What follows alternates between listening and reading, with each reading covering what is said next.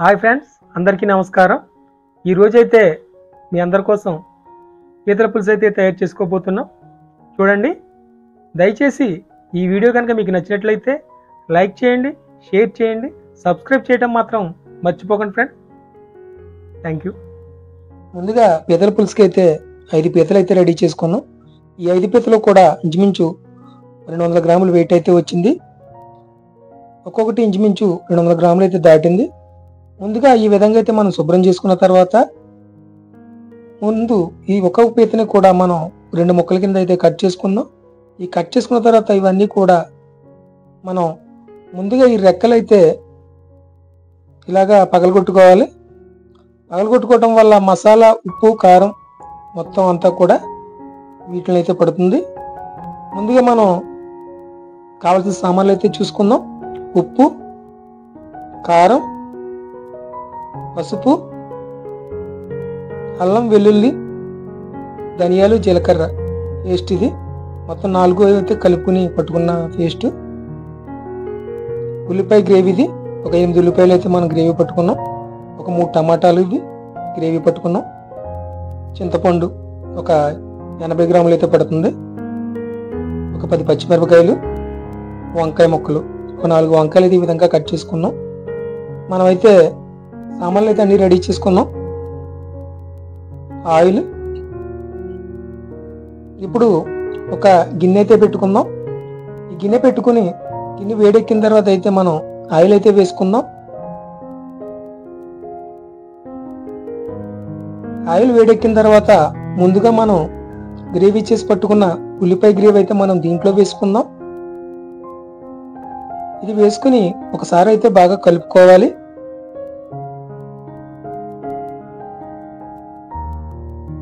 ముందుగా కొద్దిగా పసుపు అయితే వేసుకున్నాం. ఇది వేసుకున్న తర్వాత ఒకసారి అయితే కలుపుకోవాలి.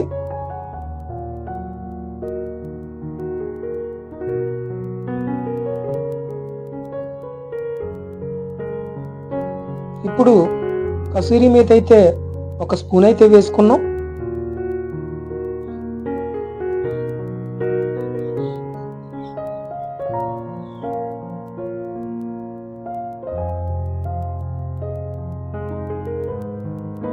ధనియాలు, జీలకర్ర, అల్లం వెల్లుల్లి పేస్ట్ ఆ మిశ్రమం అయితే ఇప్పుడు వేసుకుని మొత్తం అంతా బాగా కలిసేలాగైతే కలుపుకుందాం.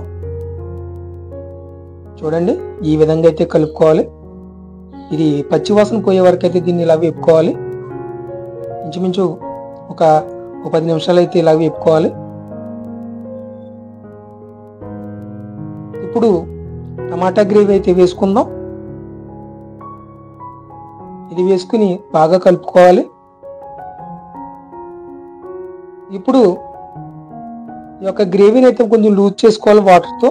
వాటర్ అయితే వేసుకుని మనం దీన్ని లూజ్ అయితే చేసుకున్నాం. ఒక 10 నిమిషాలు అయితే దీన్ని బాగా మరగనివ్వాలి.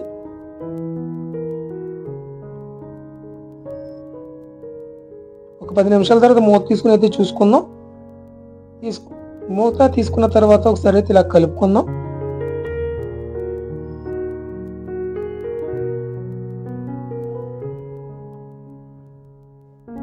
ఇప్పుడు ఈ గ్రేవీలో చింతపండు పులుసు అయితే మనం దీంట్లో వేసుకుందాం. ఈ చింతపండు పులుసు వేసుకుని ఒకసారి అయితే బాగా కలుపుకోవాలి.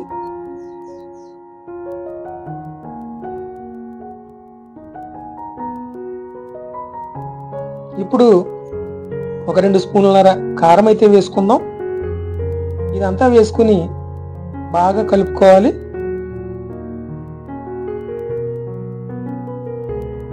ఇప్పుడు ఒక 15 నిమిషాలు అయితే మూత పెట్టుకోవాలి.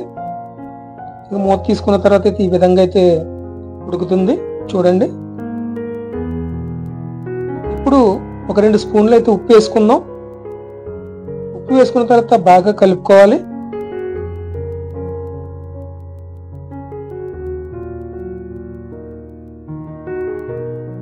చూడండి,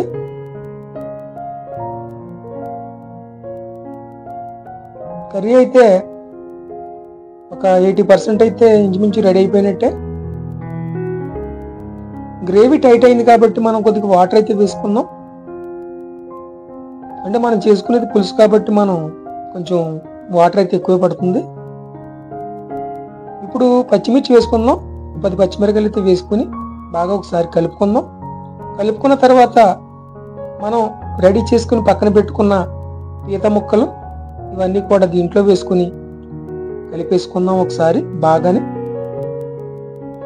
అంతా బాగా కలిసేలాగా బాగా కలుపుకున్న తర్వాత 10 నిమిషాలు అయితే మూత పెట్టుకోవాలి. మళ్ళీ ఒకసారి కలుపుకొని మళ్ళీ మూత పెట్టుకోవాలి.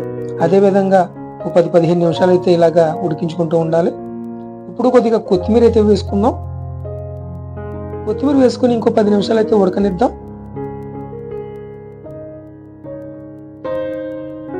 10 నిమిషాలు ఉడికిన తర్వాత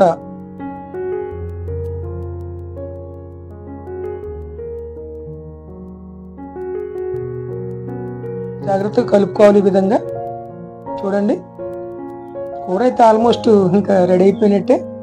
చుట్టూరు చూడండి ఆయిల్ తేలింది. ఆయిల్ తేలిందంటే కూర రెడీ అయిపోయిందని అర్థం. గమనించండి,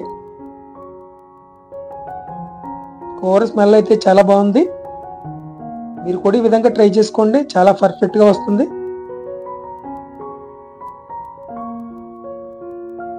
ఇప్పుడు మనం కూర అయితే కట్టేసుకుందాం. గ్యాస్ రెడీ అయిపోయింది కాబట్టి చూడండి ఎంత పర్ఫెక్ట్గా వచ్చిందో. ఈ విధంగా మీరు కూడా ట్రై చేయండి, చాలా పర్ఫెక్ట్గా వస్తుంది. మీకు ఏదైనా డౌట్ ఉంటే కామెంట్ ద్వారా తెలపండి. దయచేసి ఈ వీడియో కనుక మీకు నచ్చినట్లయితే లైక్ చేయండి, షేర్ చేయండి, సబ్స్క్రైబ్ చేయటం మాత్రం మర్చిపోకండి ఫ్రెండ్స్.